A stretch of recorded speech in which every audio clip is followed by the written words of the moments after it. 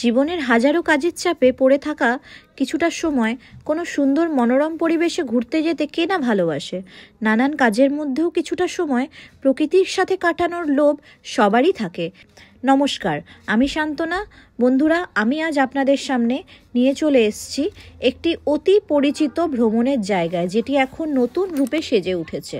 তো আমরা এখন চলে এসেছি খড়গপুর স্টেশনে। আমাদের ট্রেনটি ছিল ভোর 3:27 train number 22874 Visakhapatnam to Digha superfast express. এই ট্রেনটি পাঁশকুড়া, তমলুক, কাথি এই 3টে স্টপেজ দাঁড়িয়ে তারপর ডিরেক্টলি দীঘাতে গিয়ে থামায়।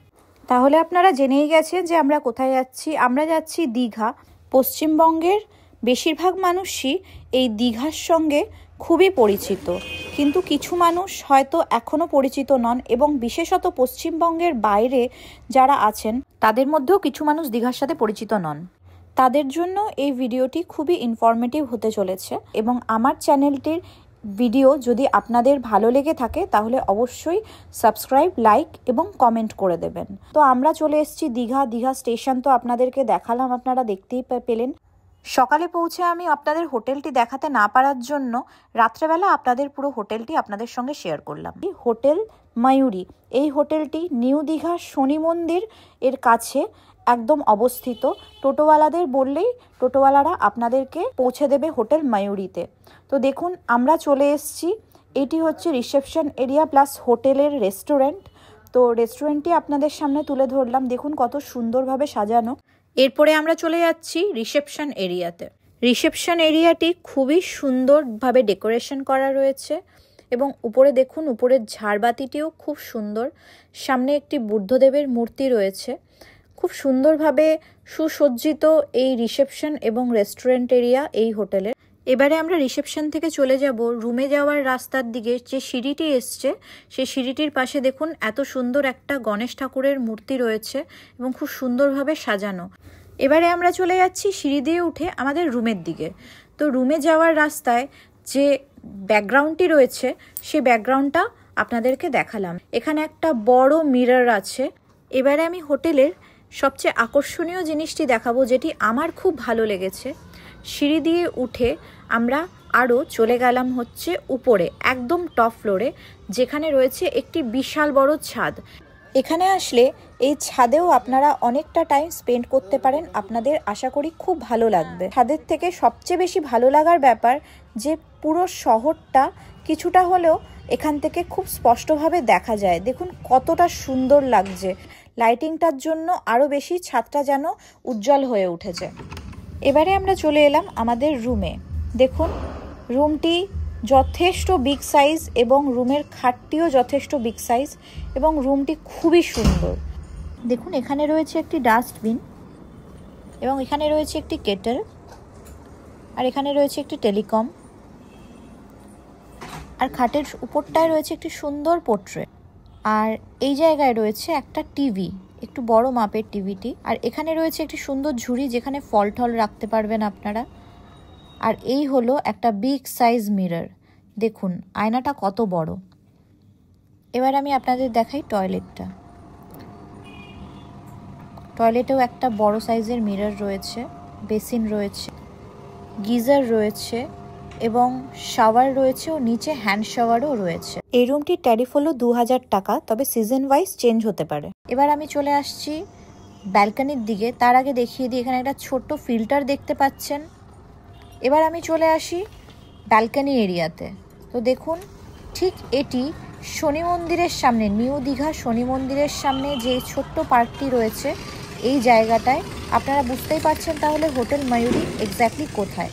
এবার আমরা বেরিয়ে পড়লাম বাইরে। তো সেই সময় কালী পুজো ছিল, এই রিসেন্টলি কালী পুজোর টাইমেই আমরা গিয়েছিলাম। তো তার জন্য দেখুন এখানে একটি সুন্দর প্যান্ডেল করা হয়েছে, এবং প্যান্ডেলটির ডেকোরেশনও আমি আপনাদের সঙ্গে শেয়ার করলাম। এবার আমরা চলে এসেছি রাত্রেবেলার ডিনারের ব্যবস্থা করতে। তো আমরা চলে এসেছি রেল কোচ রেস্টুরেন্ট। আপনারা যদি কখনো দীঘা যান তো তাহলে আপনারা দেখতে পাবেন দীঘা স্টেশনের ভিতরেই যেখানে ট্রেন থামে সেখান থেকে টিকিট কাউন্টারে বেরিয়ে বাইরেটায় আপনারা দেখতে পাবেন দীঘার স্টেশন বাউন্ডারির মধ্যে একটি খুব সুন্দর রেস্টুরেন্ট আছে, যে রেস্টুরেন্টটি একদম ট্রেনের মতন দেখতে। তো সেহেতু এই রেস্টুরেন্টও খুব সুসজ্জিতভাবে সাজানো হয়েছে। পরদিন সকালে আমরা সমুদ্রের সামনে এসে একটু সমুদ্রটাকে উপভোগ করলাম। এবার আমরা রাত্রের দিকে চলে গেলাম সমুদ্রের ভিউ নিতে। আমরা গিয়েছিলাম ওল্ড দীঘাতে।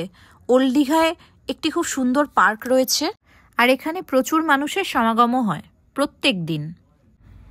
এবার আপনারা দূরে দেখতে পাচ্ছেন একটি গেট রয়েছে, এটি হচ্ছে বিশ্ববাংলা পার্কের গেট। আর এই হলো বিশ্ববাংলা। এখানে ঝিনুকের তৈরি কত সুন্দর সুন্দর শোপিস রয়েছে। এরকম ধরনের ঝিনুকের তৈরি শোপিস, শাখা পলা, আরও অনেক কিছু, বাচ্চাদের খেলনা, নানান ধরনের জিনিস এখানে বিক্রি হয়। এখানে পাওয়া যায় না এমন সেরকম জিনিস নেই, যে এখানে খাবার দাবার থেকে শুরু করে এই সব জিনিস, বাচ্চাদের গাড়ি।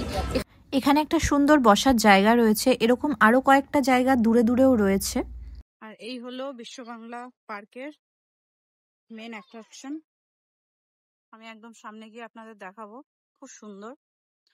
আমরা যে ছোটবেলায় সহজ পাঠ পড়েছি, এখানে লেখা আছে অ আ, ছোট খোকা বলে অ আ, হর্ষই দীর্ঘই, হর্ষই দীর্ঘই বসে খায় ক্ষীরখই। কত সুন্দর করে কারুকার্য করা, হর্ষ দীর্ঘ, একদম সহজ পাঠকে তুলে ধরা হয়েছে এখানে।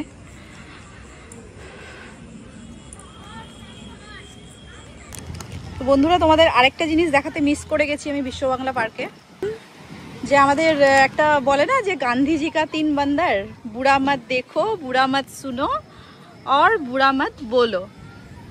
তো এইগুলো হচ্ছে তার প্রমাণ। স্ট্যাচুগুলো করা আছে, কত সুন্দর ছোট্ট ছোট্ট পুতুল করে করা আছে।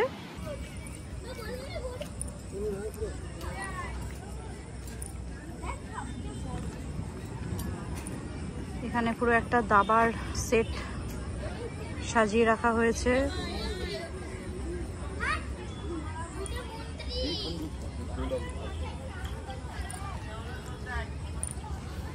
আবার এখানে ক খ গ ঘ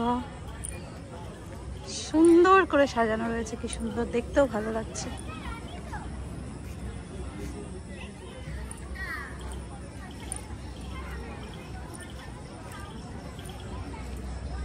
আমি জানি দীঘা পশ্চিমবঙ্গের মানুষদের কাছে অতি পরিচিত একটি জায়গা, এবং পশ্চিমবঙ্গের মানুষেরা এখানে সবসময় প্রায় ছুটি কাটাতে আসেন। কিন্তু পশ্চিমবঙ্গের বাইরে যারা আছেন, যারা পাহাড়ি এলাকার দিকে থাকেন, তারা সমুদ্রটা অনেকটা কমই উপভোগ করেছেন। তো তাদের জন্য বিশেষত, ইভেন সবার জন্যই এই ভিডিওটা। পশ্চিমবঙ্গে থেকেও অনেকেই হয়তো এরকম আছেন বা থাকতে পারেন, যারা হয়তো এখনো পর্যন্ত দীঘা আসেননি বা অনেক বছর আগে এসেছেন। এখন নতুন দীঘা কেমন দেখতে দেখুন। এখানে এত সুন্দর করে তৈরি করা রয়েছে। মেয়েরা সাইকেল নিয়ে স্কুল যাচ্ছে, মেয়েরা বই হাতে স্কুল যাচ্ছে, দেখতে পুরো অরিজিনাল লাগছে। এবং বাংলার আরেকটি খুব পুরনো ঐতিহ্য, যেটা হচ্ছে বাউল গান, তো সেটিরও একটা সুন্দর মুহূর্ত এখানে তুলে ধরা রয়েছে। এবং আমাদের বিশ্বকবি যে রবীন্দ্রনাথ ঠাকুর, ওনার একটা বড় স্ট্যাচু এখানে সুসজ্জিত রয়েছে। এবং এই হলো সামনে সমুদ্র। আচ্ছা, আপনাদের সবটাই দেখালাম, কিন্তু আরেকটা জিনিস আমি হয়তো স্কিপ করে গেছিলাম। আমাদের বাংলার আরেক খুব পুরনো ঐতিহ্য, যেটি হচ্ছে ছৌ নাচ, পুরুলিয়া জেলার বিখ্যাত সংস্কৃতি। এই দেখুন কত সুন্দর করে সাজানো রয়েছে। দেখুন এখানে সমুদ্রের পাড়ে লোকজন বসে আছেন, এবং এখানে চা, কফি, লেমন টি বানিয়ে দেন দাদারা।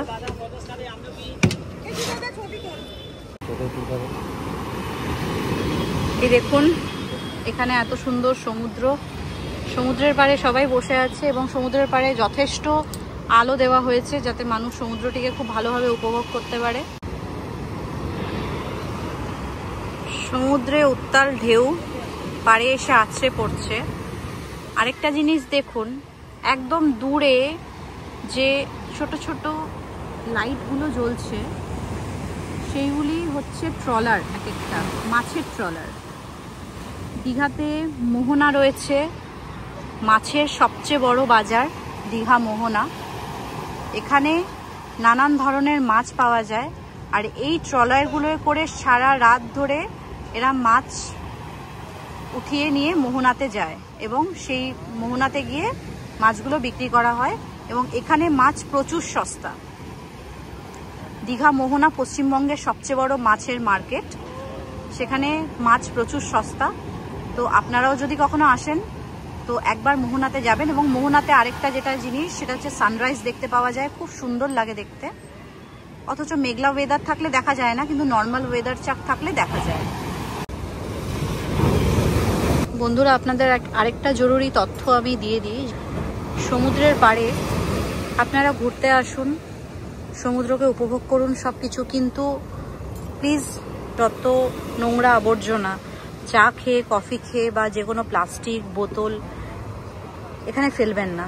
কারণ এতে আমাদের প্রকৃতি মাকে অপমান করা হয়, আমাদের প্রকৃতিকে নোংরা করা হয়। যে প্রকৃতির কোলে আমরা বসবাস করছি, সেই প্রকৃতিকে নোংরা করা মানে সেটা সত্যিই লজ্জাজনক বিষয়। এবার আমরা এসে গেলাম ওল্ড দীঘার KFC-তে। আমার হাজব্যান্ড এখান থেকে কিছু স্ন্যাক্স নিলেন। এরপর আমরা চলে গেলাম সোজা রুমের দিকে। আজকের মতন এই ভিডিওটা এখানেই ইতি করলাম। তবে এখনও শেষ হয়নি, অনেক কিছু তথ্য বাকি আছে যেগুলি আপনাদের সঙ্গে আমি আরও কিছু শেয়ার করব। এর জন্য আপনাদেরকে আমার নেক্সট পার্টটি দেখতে হবে। আমি এই পার্টের সঙ্গে নেক্সট পার্টটি রিলেটেড করে দিলাম, এরপরে আপনারা নেক্সট পার্টটাও দেখতে পাবেন। তাহলে আজকের জন্য টাটা, সবাই ভালো থাকবেন।